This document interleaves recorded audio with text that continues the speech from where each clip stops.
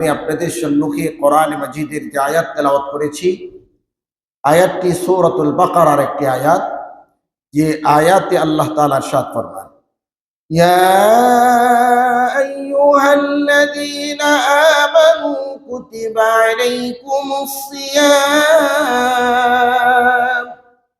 কামা কুতিবা আলাল্লাযীনা মিন ক্বাবলিকুম লাআল্লাকুম তাত্তাকুন। আল্লাহ তাআলা এই আয়াতে কারিমা ইরশাদ ফরমান, হে ঈমানদারগণ, তোমাদের উপর রমজানের রোজা ফরজ করা হয়েছে, কামা কুতিবা আলাল্লাযীনা মিন ক্বাবলিকুম, যেমনি ভাবে তোমাদের পূর্ববর্তী ঈমানদারদের উপরেও ফরজ করা হয়েছিল, লাআল্লাকুম তাত্তাকুন, যেন তোমরা মুত্তাকি হতে পারো। আমরা এই আয়াত থেকে তিনটা আলোচনা পাই।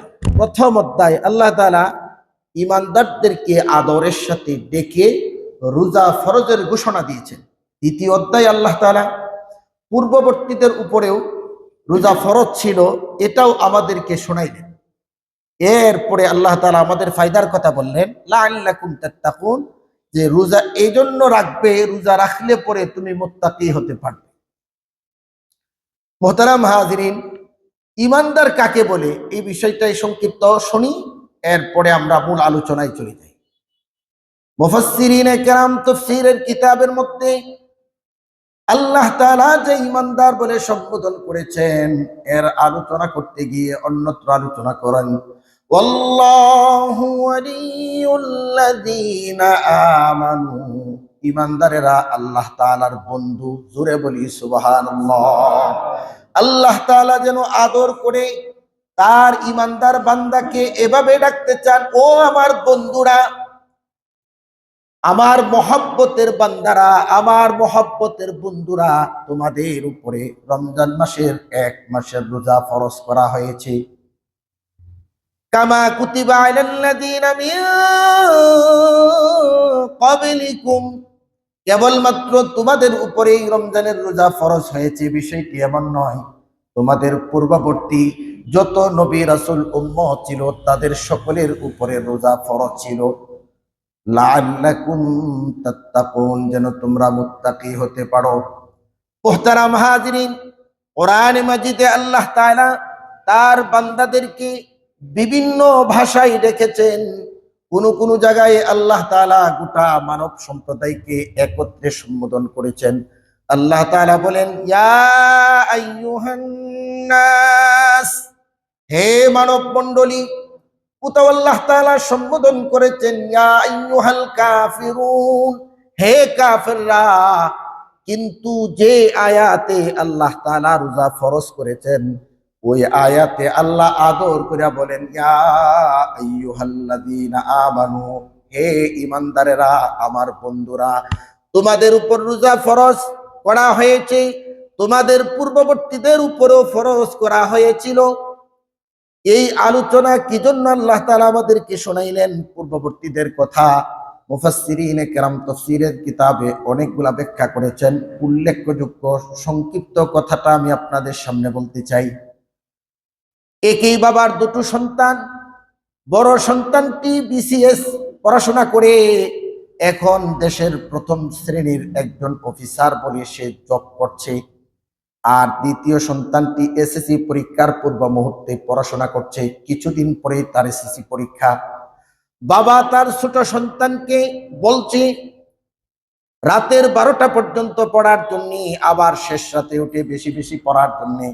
ছোট সন্তানটা যেন নিজের উপরে বোঝা মনে না করে, এই জন্য বড় সন্তানের কিছু কারগুজারি শোনায় যে তোমার ভাই যে বিসিএস করেছে, সেও কিন্তু এসএসসি পরীক্ষার পূর্ব মুহূর্তে এইভাবে জাগ্রত থেকে পড়াশোনা করত, যেন ছোট ভাইয়ের কষ্ট কিছুটা লাঘব হয়।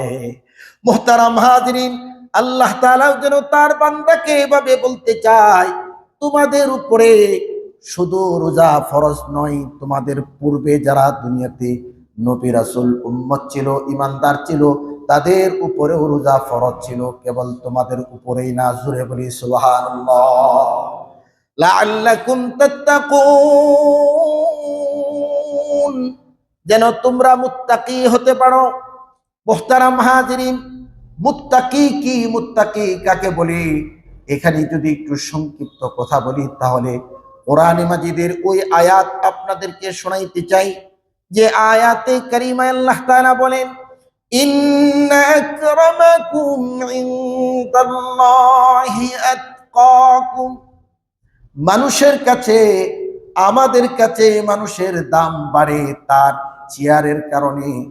যে যত দামি চেয়ারের অধিকারী তার দাম তত বেশি, যে বড় পদের অধিকারী যত তার দাম আমাদের কাছে বেশি। কিন্তু রব্বে করিমের কাছে চেয়ার দেখে দাম নয়, রব্বে করিমের কাছে পদের বলে কেউ দামি হয় না। আল্লাহ তাআলার কাছে দামি হওয়ার জন্য শর্ত হলো, আল্লাহ তাআলা বলেন, ইন্না আকরামাকুম ইনদাল্লাহি আতকাকুম। যার কলিজার ভিতরে আল্লাহর ভয় যত বেশি, আল্লাহর কাছে তার মর্যাদাও তত বেশি। জুড়ে বলি সুবহানাল্লাহ।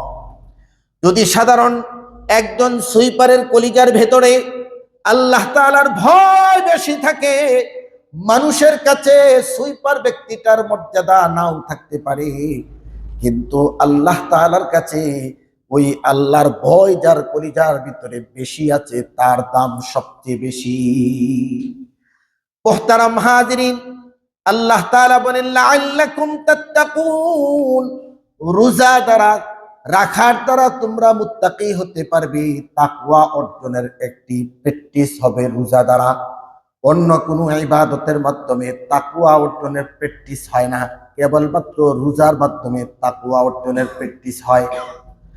আমি সেই কথাটি বলার পূর্বেই বলছি আপনাদের সামনে, আল্লাহ তাআলা যে মুত্তাকি হওয়ার জন্য বলছেন, মূলত মুত্তাকি কি, তাকওয়া কোন জিনিসের নাম? হযরতে ওমর রাদিয়াল্লাহু আনহু হযরতে উবাই ইবনে কাব রাদিয়াল্লাহু আনহুকে জিজ্ঞাসা করেন, ওরে কাব, তাকওয়া কোন জিনিসের নাম? হযরতে উবাই ইবনে কাব বলে, ভাই উমর, তুমি কি কখনো এমন কোন রাস্তায় হেঁটেছো যে রাস্তাটি বড় সরু, এর ডানে এবং বামে কাঁটাযুক্ত গাছ আছে, রাস্তাটি বড় চিকন? হযরত ওমর বলে, মনে পড়ে আমি এমন একটা রাস্তায় একবার হেঁটেছিলাম। এবার উবাই ইবনে কাব জিজ্ঞাসা করে, তাহলে বলো তো দেখি তুমি কিভাবে সেই রাস্তাটা অতিক্রম করেছিলে? হযরত ওমর বলে, রাস্তা অতিক্রম করার সময় অনেক সতর্কতার সাথে অতিক্রম করেছি, কেননা তার ডানে এবং বামে কাঁটাযুক্ত গাছ আছে, রাস্তাটি বড় সরু, কাঁটাযুক্ত গাছ দিয়া আমার শরীরের চাদর ছিঁড়ে যেতে পারে, এই জন্য অত্যন্ত সতর্কতার সাথে রাস্তাটি অতিবাহিত করেছি। হযরতে কাব বলে, ওমর, এটার নামে তাকওয়া। দুনিয়ার প্রতিটা মুহূর্ত, প্রতিটা মিনিট তোমাকে গুনাহের কাঁটা দৌড়াচ্ছে আক্রান্ত করার জন্য। এই দুনিয়ার গুনার আক্রমণ থেকে বাঁচার জন্য প্রতিটা মুহূর্ত তোমাকে এমন হুঁশিয়ার ভাবে অত্যন্ত সতর্কতার সাথে অতিবাহিত করতে হবে, এইটার নামে তাকওয়া। মুহতারাম হাজিরিন, কোরআনে মাজিদে একটা সূরা আল্লাহ তাআলা নাযিল করেছেন, সূরা লুকমান। মুফাসসিরিন کرام তাফসীরের কিতাবে হযরতে লুকমান আলাইহিস সালাম সম্পর্কে বলতে গিয়ে কেউ কেউ বলেছেন তিনি আল্লাহর নবী ছিলেন, আবার কেউ কেউ বলেছেন তিনি জ্ঞানবান ব্যক্তি ছিলেন, নবী ছিলেন না। তার নামে আল্লাহ তাআলা সূরা নাযিল করেছেন, সূরা লুকমান। হযরতে লুকমান আলাইহিস সালাম ছিলেন একজন রাখাল। তার মালিক তাকে অনেকগুলো ছাগলের পাল দিয়েছিল মাঠে চরাবার জন্য। হযরতে লুকমান মাঠে ছাগলগুলা ছেড়ে দিয়ে মাঠের কোনো এক কোনায় দাঁড়িয়ে বক্তব্য দিতেন, বয়ান করতেন। একজন রাখালের বক্তব্য শোনার জন্য হাজার হাজার মানুষ জড়ো হইত। তার খুব প্রশংসা ছিল। মালিক একদিন তার রাখাল লুকমানকে ডেকে বলে, লুকমান, লোকেরা বলে তুমি অনেক জ্ঞানী, আমি তোমার জ্ঞানের একটু পরীক্ষা করতে চাই। আমার পাল থেকে একটি ছাগল জবাই করো এবং ছাগলের বুকটা ফেরে তার ভেতর থেকে ওই অংশটা আমার সামনে হাজির করো, যে অংশটা ওই ছাগলের ভিতরে সবচেয়ে উৎকৃষ্ট অংশ। হযরতে লোকমান মালিকের কথা অনুযায়ী ছাগল জবাই করলেন এবং তার ভেতর থেকে কনকটা কেটে মালিকের সামনে হাজির করলেন। মালিক আবার বলল, লোকমান রে, আমার পাল থেকে তুমি আরেকটা ছাগল জবাই করো এবং ওর ভিতর থেকে সবচাইতে নিকৃষ্ট অংশটা আমার সামনে হাজির করো। হযরতে লোকমান পুনরায় আরেকটি ছাগল জবাই করলেন এবং তার ভেতর থেকে আবার কলবটা কেটে মালিকের সামনে হাজির করলেন। মালিক জিজ্ঞাসা করলো, লোকমান রে, তোমার জ্ঞানের পরিধির আগামাতা বুঝলাম না, সবচেয়ে মূল্যবান অংশ আনার জন্য বললাম যে জিনিসটা তুমি আনবে, আর সবচেয়ে নিকৃষ্ট অংশটা আনতে বললাম, একই জিনিস আনলে। হযরতে লোকমান বলে, মালিক রে, এইটাই হলো মানব দেহের মূল সেন্টার। এই সেন্টার যদি কোনো ব্যক্তির ভালো হয়ে যায়, তার 3.5 হাত বডি ভালো হয়ে যায়, তার আখলাক পবিত্র হয়ে যায়, তার জিন্দেগি পবিত্র হয়ে যায়। আর কারো যদি এই 3.5 হাত বডির মূল সেন্টার কলব যদি অপবিত্র হয়ে যায়, তার আখলাক অপবিত্র হয়ে যায়, তার গোটা জিন্দেগি অপবিত্র হয়ে যায়। মোহতারাম হাজরিন, তাকওয়া জিনিসটাই কলবের মধ্যেই থাকে, যা মানব দেহের মূল জায়গা, যেখান থেকে পরিকল্পনা তৈরি হয়। আল্লাহ তাআলা বলেন, লাআল্লাকুম তাত্তাকুন, ও ইমানদারেরা, রোজা রাখলে পরে তুমি মুত্তাকি হতে পারবে, তাকওয়া অর্জন করতে পারবে। মুত্তাকির এক বচন হলো তাকওয়া, খোদাভীতি। শুরুতেই বলেছিলাম, যার অন্তরে আল্লাহর ভয় যত বেশি, আল্লাহর কাছে তার মর্যাদাও তত বেশি। মুহতারাম হাজিরিন, এই জন্য তাকওয়া অর্জনের মাস হলো মাহে রমাদান। অন্য ইবাদত দ্বারা তাকওয়ার প্র্যাকটিস হয় না, রোজা দ্বারা যেভাবে হয়। যেমন আপনি যত ইবাদত দেখেন, সবগুলো মানুষকে দেখানোর জন্য করা যায়, আল্লাহর জন্য করা যায়। কিন্তু রোজা এমন একটি ইবাদত, যে রাখে সেই জানে, যার জন্য রাখে সেই জানে, এর মাঝখানে আর কেউ জানতে পারে না। কথা বলেন ঠিক কিনা? মুহতারাম হাজিরিন, এই জন্য হাদিসে কুদসিতে আল্লাহ পাক বলেন, আস-সাওমু লি ওয়া আনা আজজি বিহ, রোজা আমার জন্য, এর প্রতিদান আমি আল্লাহ তাআলা নিজ হাতেই দান করব। আওয়াজ করে বলি সুবহানাল্লাহ। কিন্তু আমি যদি প্রশ্ন করি, আপনারা যে নামাজ পড়তে আসছেন, নামাজ কার জন্য? আল্লাহর জন্য। কোরআনে মাজিদে আল্লাহ তাআলা বলেন, কুল ইন্না সলাতি ওয়া নুসুকি ওয়া মাহইয়ায়া ওয়া মামাতি লিল্লাহি রাব্বিল আলামিন। আল্লাহ তাআলা বলেন, বলো, নিশ্চয় আমার নামাজ, আমার কুরবানি, আমার বেঁচে থাকা, আমার মরে যাওয়া, সবগুলো মহান আল্লাহ তাআলার জন্য। কিন্তু রোজার ব্যাপারে আল্লাহ তাআলা বলতে গিয়া বলেন, আস-সাওমু লি ওয়া আনা আজজি বি, রোজা আবার জন্য, এর প্রতিদান আমি নিজের হাতে দিব। কিন্তু আল্লাহ তাআলা কোথাও এভাবে বলেন নাই, আস-সালাতু লি ওয়া আনা আজজি বি, নামাজ আমার জন্য, এর প্রতিদান আমি আল্লাহ তাআলা নিজের হাতেই দান করব। একথা আল্লাহ তাআলা বলেন নাই। আয-যাকাতু লি ওয়া আনা আজজি বি, আল্লাহ তাআলা যাকাতের ব্যাপারেও বলেন নাই, যাকাত আমার জন্য, এর প্রতিদান আমি নিজের হাতে দিব। আল্লাহ তাআলা এভাবেও বলেন নাই, আল হাজ্জু লি ওয়া আনা আজজি বি, হজ আমার জন্য, এর প্রতিদান আমি আল্লাহ নিজের হাতে দিব। এভাবে আল্লাহ অন্য কোনো ইবাদতের ব্যাপারে বলে নাই, যেভাবে রোজার ব্যাপারে বলেছেন, আস-সাওমু লি ওয়া আনা আজজি বি, রোজা আমার জন্য, এর প্রতিদান আমি আল্লাহ তাআলা নিজের হাতে দান করব। জোরে বলি সুবহানাল্লাহ। মুহতারাম হাজিরিন, অন্যান্য ইবাদতগুলো চাইলে আল্লাহর জন্যও করা যায়, আবার মানুষকে দেখানোর জন্যও করা যায়। যেমন নামাজ আল্লাহর জন্য পড়া যায়, আর মানুষকে দেখানোর জন্য নামাজ পড়া যায়। কেউ যদি ইচ্ছা করে আজ একটু বেশি নামাজ পড়ে মানুষকে দেখাবো, এটা সম্ভব। মেয়ের শ্বশুর বেড়াতে আসছে, বিআই মনে করেছে ওই বিআই যেহেতু আজকে আমার বাসায় বেড়াইতে আসছে, তাহলে মাগরিবের পরে কোনোদিন তো সুন্নাতের বেশি 2 রাকাত নফল পড়ার সুযোগ হয় না, আজকে 6 রাকাত আওয়াবিন কইরা বিআইকে বুঝাইবো আমি বুজুর্গির অনেক সামনে অগ্রসর হয়ে গেছি। এটা দেখানো সম্ভব? এটা সম্ভব? জাকাত দেওয়ার জন্য কি আর 200, 250, 150 টাকার শাড়ি আর লুঙ্গি এগুলা কিছু ক্রয় করে তারপরে কিছু মানুষের তালিকা তৈরি করে মানুষগুলাকে জড়ো করে এরপরে সেখানে ফুটেজ তৈরি করে লাইভ করে ফেসবুকে পোস্ট দিয়ে তাদের কাছে কিছু জাকাত বিতরণ করা, এটা মানুষকেও দেওয়া, খুশি করা যায়, আবার আল্লাহরেও মানুষকেও দেখানো যায়, আবার আল্লাহর জন্যও করা যায়।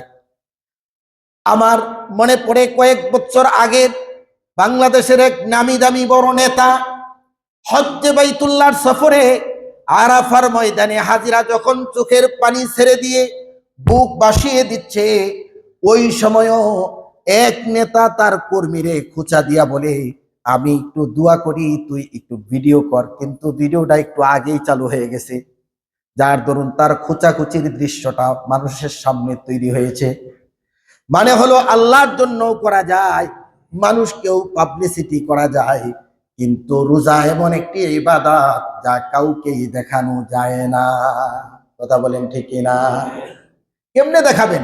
কোন মানুষ যদি মানুষকে দেখাবার জন্য রোজা রাখে তাহলে মোটেও সে সারাদিন না খেয়ে থাকবে না, বরং দুপুর বেলা খেয়ে তার ঠোঁট ভালো করে ডলা দিয়া একেবারে শুকনা অবস্থায় মানুষের সামনে আসবেই। মানুষে দেখলে মনে হয় সেহেরিতে খাইছে, হেরে দেখলে মনে হবে সে 3 দিনের মধ্যে কোনো খাবার খায়। মানুষকে দেখাবার জন্য কেউ রোজা রাখলে সারাদিন না খায় কোনো পাগলেও থাকবে না। মুহতারাম হাজরিন, পক্ষান্তরে যারা রোজা রাখে, রোজাদার ব্যক্তি ক্লান্ত, পরিশ্রান্ত, গরমাক্ত, পিপাসিত, ক্ষুধার্ত, তার বাসার ভিতরে কেউ নাই, পর্যাপ্ত খাবার আছে, ফল ফ্রুট আছে, পানি আছে, সে চাইলেই ঘরের দরজা জানালা বন্ধ করে কিছু খাবার খাইতে পারে। কিন্তু সত্যি যে রোজা রাখে দরজা জানালা বন্ধ করে খাবার খায়? জোরে বলেন না খায়? খায় না কেন? রোজাদারের বিশ্বাস দরজা জানালা বন্ধ করে খাবার খাইলে প্রতিবেশী বা কোনো মানুষ দেখবে না, কিন্তু আমি যে রবের গোলাম তিনি তো দেখে ফেলবে। রোজার দ্বারা তাকওয়ার প্রশিক্ষণ হয়, প্র্যাকটিস হয়। রোজাদার বুঝতে পারে আল্লাহ তাআলা আমাকে দেখতেছে, আমি যদি ঘরের দরজা জানালা বন্ধ করে নির্জন কক্ষেও খাবার গ্রহণ করি এটা পৃথিবীর কেউ দেখবে না। জোরে করে বলেন তো কে দেখবে? আল্লাহ। এটাই হলো খোদাবিতির প্রশিক্ষণ, প্র্যাকটিস। এটা অন্য কোনো ইবাদত দ্বারা সম্ভব না। কয়েক বছর আগে ঢাকা ভার্সিটিতে একবার তাকওয়ার মানুষের সততার প্রশিক্ষণের জন্য একটি স্টল দেওয়া হলো, যেখানে খাতা, বই, কলম ইত্যাদি বেচা কিনা হবে। ওখানে কোনো দোকানদার থাকবে না, ওই জায়গার থেকে মানুষ যার যার মতো খাতা নিবে, টাকা দিবে। তাই কোনো সাংবাদিক প্রফেসরকে প্রশ্ন করলো এই উদ্যোগ আপনাদের কেন? উনি বলল যে দেশে তো চুরে ভরে গেছে, বড় বড় চোরগুলো তো এই ভার্সিটিগুলো থেকেই বের হয়। আপনারা কথা বলেন ঠিক কিনা? আপনারা তো, আমরা তো ধরি, মারধর করি, খুব প্রচন্ড আক্রমণ করি, সিসকা চোর, পয়সা চোর, টাকা চোর।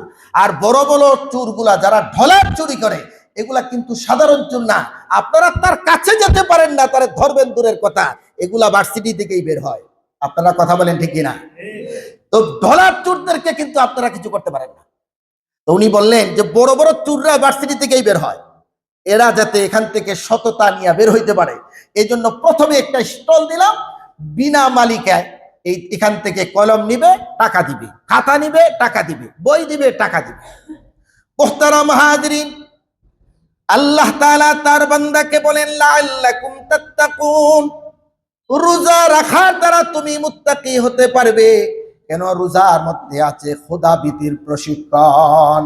রোজাদার ব্যক্তি যেমন মনে করে ঘরের দরজা জানালা বন্ধ করে খাবার খাইলে কেউ না দেখলেও আল্লাহ দেখে, এই রকম চিন্তা যদি তার 24টা ঘন্টায় তার অন্তরে জাগ্রত হয়ে যায়, এই ব্যক্তির পক্ষে আর অন্যায় করা সম্ভব হবে না। যে ভয় এবং যে চিন্তা, রোজা আল্লাহর ভয়, আল্লাহ দেখবেন, এই ভয়ে হাজারো ক্ষুধা তৃষ্ণা কষ্টের পর কষ্ট সহ্য করে সে থাকলো, চৈত্র মাসে গ্রীষ্মকালীন রোজা রাখলো। আমাদের মুরব্বীরা বলে, আহারি চৈত্র মাসের রোজা, এত রোজার পরেও তারা রোজা ভাঙ্গেনি। মুরব্বীদের কাছ থেকে অনেক গল্প শুনি আমরা, ভাঙ্গেনি আল্লাহর ভয়ে। এই মানুষটার অন্তরে যদি 24টা ঘন্টা আল্লাহর এমন ভয় জাগ্রত হয়, তার পক্ষে অন্যায় করা সম্ভব হবে না। যেমনি ভাবে খোদা থাকার পরেও আল্লাহর ভয়ে তার পক্ষে খাবার গ্রহণ করা সম্ভব হয়নি। কথা বলেন ঠিক কিনা? মুহতারাম হাজিরিন, দুই একটি মিসাল যদি আপনাদের সামনে পেশ করি, তাহলে তাকওয়া যার অন্তরের মধ্যে থাকে অবস্থাটা কেমন হয়। মিশরের এক আঙ্গুরের বাগানের মালিক দুইজন ব্যক্তিকে তার বাগান পরিচর্যার জন্য নিয়োগ দিয়েছে। বাগানের ভিতরে স্বামী স্ত্রী দুইজন মিলে পরিচর্যার কাজ করে। মালিক একদিন তার বাগানে প্রবেশ করেছে, তাকায় দেখে বাগান পরিচর্যাকারীর স্ত্রীর চেহারা দেখতে বড় সুন্দর দেখা যায়। মালিককে শয়তান ধোঁকা দিয়েছে। মালিক ডেকে বলছে, বাগানের মালিরে যে পরিচর্যাকারী, এখান থেকে বাগান থেকে কিছু আঙ্গুর তুমি উত্তোলন করো, বাজারে বিক্রি করে আসো। এই সুযোগে সে তার বাসায় প্রবেশ করে তার স্ত্রীকে ডেকে বলছে, ওরে আল্লাহর বান্দি, ঘরের সব কয়টা দরজা জানালা বন্ধ করে দাও। যদি কোনো যুবক যুবতীর ঘরে প্রবেশ করে ঘরের দরজার জানালা বন্ধ করতে বলে, আর বাকি কি করতে চায় এটা বয়ান করে বোঝানোর প্রয়োজন নাই, আপনারা অবশ্যই বুঝেন। কিন্তু মেয়েটি ছিল মুত্তাকি, তার অন্তরে ছিল আল্লাহর ভরপুর ভয়। আল্লাহর বান্দি ডাইকা বলে, মালিক রে, আপনার বাগানে চাকরি করি, মাস শেষে আপনি বেতন দেন। আপনার নির্মিত ঘরের মধ্যে বসবাস করি, আপনার ওয়ার্ডার বানাইটা আমাদের দায়িত্ব এবং কর্তব্য। তবে এমন একটি ওয়ার্ডার আপনি করেছেন যে ওয়ার্ডারটি আমি নয়, পৃথিবীর কোনো ব্যক্তির পক্ষে এই ঘরের সবগুলা দরজা জানালা বন্ধ করা সম্ভব হবে না। মালিক ডেকে বলে, ঘরটা আমি নির্মাণ করেছি, কোন দরজা আর জানালাটা কারো পক্ষে বন্ধ করা সম্ভব হবে না, আমাকে একটু দেখায় দাও, আমি নিজের হাতে ওই দরজাটা বন্ধ করে দিতে চাই।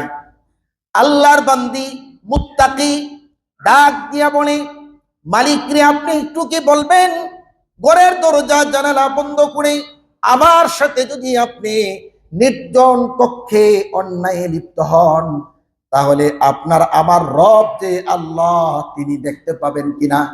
মালিক মাথা ঝাঁকায়া বলে, হ্যাঁ দেখতে পাবে। মেয়েটি ডেকে বলে, এই দরজাটা পৃথিবীর কারো পক্ষে বন্ধ করা সম্ভব না। এই যে খোদাভীতি, আল্লাহর ভয়ের একটা প্রশিক্ষণ, এটা রোজা দ্বারা হয়, অন্য কিছু দ্বারা হয় না। তাকওয়া ছিল, এই জন্য অপরাধ থেকে বাঁচতে পেরেছি, আল্লাহর ভয় তাকে বাঁচিয়ে দিয়েছে। কথা বলেন ঠিক কিনা? মুহতারাম হাজিরিন, এইরকম তাকওয়া যদি দেশের একেবারে নিম্ন শ্রেণী থেকে উচ্চ লেভেল পর্যন্ত প্রতিটা মানুষের অন্তরে থাকে, রাষ্ট্র এবং মানুষের অবস্থাটা কেমন হবে? খলিফাতুল মুসলিমিন হযরতে আবু বকর রাদিয়াল্লাহু আনহু খেলাফতের দায়িত্ব আসার আগে তিনি ব্যবসায়ী ছিলেন, কাপড়ের ব্যবসা করতেন। হযরত আবু বকর খলিফার দায়িত্ব গ্রহণ করলেন নবী আলাইহিস সালাম ইন্তেকালের পরে। তিনার স্ত্রী ডেকে বলে, স্বামী হে, আপনার সন্তানরা কিছু হালুয়া খাইতে চায়, হালুয়ার যদি একটু ব্যবস্থা করতেন। প্রধানমন্ত্রীর স্ত্রী প্রধানমন্ত্রীকে বলছে, খুব খেয়াল করে একটু শুনি। প্রধানমন্ত্রী রাষ্ট্রের প্রধান ডেকে বলছে স্ত্রীকে, স্ত্রী গো, রাষ্ট্রের দায়িত্ব গ্রহণ করার পূর্বে ব্যবসা করতাম, অনেক টাকা হাতে আসতো, এখন রাষ্ট্রের দায়িত্ব গ্রহণ করার পরে অতিরিক্ত ইনকামের সুযোগ আর সময় নাই। আর রাষ্ট্রীয় ফান্ড থেকে, বাইতুল মাল থেকে যে কয় পয়সা কয় টাকা বেতন পাই, তা দিয়ে তো মাসের খাবার দাবার প্রয়োজনীয় জিনিস ক্রয় করে শেষ হয়ে যায়, হালুয়া কেনার মতো অবশিষ্ট পয়সা আমার কাছে নাই। স্ত্রী আর বায়না ধরলেন না। কিছুদিন পরে স্ত্রী হালুয়া রান্না করে সন্তানদেরকেও খাওয়াইলেন, স্বামীর সামনে, খলিফাতুল মুসলিমিন হযরত আবু বকরের সামনে দিলেন। হযরত আবু বকর জিজ্ঞাসা করেন, স্ত্রী গো, হালুয়া কোত্থেকে এসেছে? স্ত্রী ডেকে বলে, স্বামী হে, আপনি যে কয় টাকা বেতন পান ওখান থেকে কয়েক পয়সা করে বাঁচায়া কয়েক মাস পরে এই হালুয়া ক্রয় করে আনিয়েছি।